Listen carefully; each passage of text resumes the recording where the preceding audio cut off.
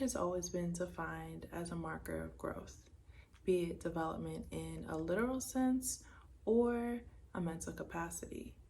And in 2006, at the age of 38, when most rappers were leaving their glory days behind them, Sean Carter, or Jay-Z as he's professionally known, decided to release his 9th studio album, Kingdom Come. Kingdom Come was met with a lot of commercial success. It sold over 680 copies within its first week of sales. However, fans and critics alike have called the album a dud over the years, labeling it Jay-Z's worst album release.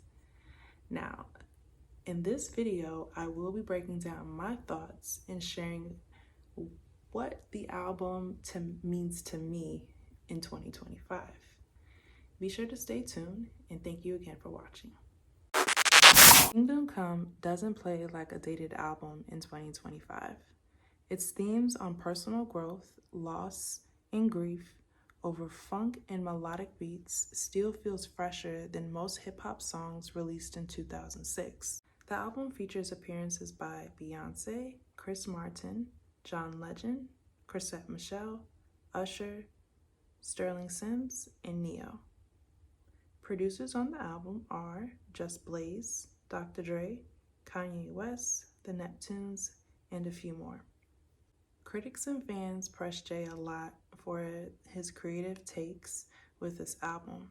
A Pitchfork album review by Peter Macia remarked on Kingdom Come that Jay is boringly rapping about boring stuff and being totally comfortable with it.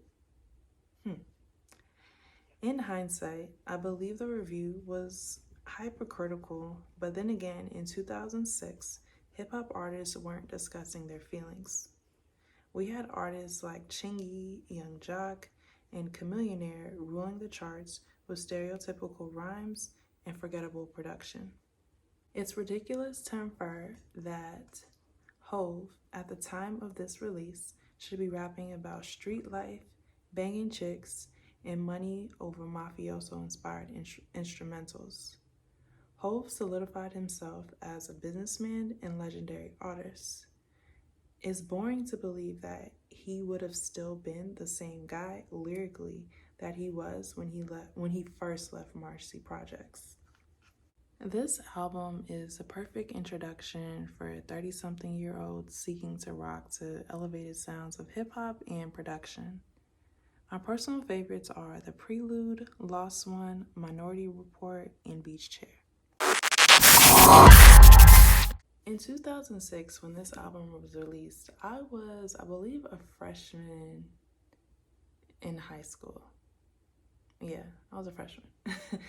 And around this time, I grew up in the South. A lot of people were listening to artists such as Little Boosie, Webby, Wayne, Young Jock, you name it. Like, that's what my region was listening to. And I think for me, I decided that there had to be more out there when it came to hip hop.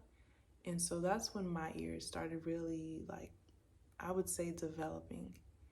And so I remember the release of this album. I remember Beyonce going on 106 in Park and remarking on the little dig that Jay-Z took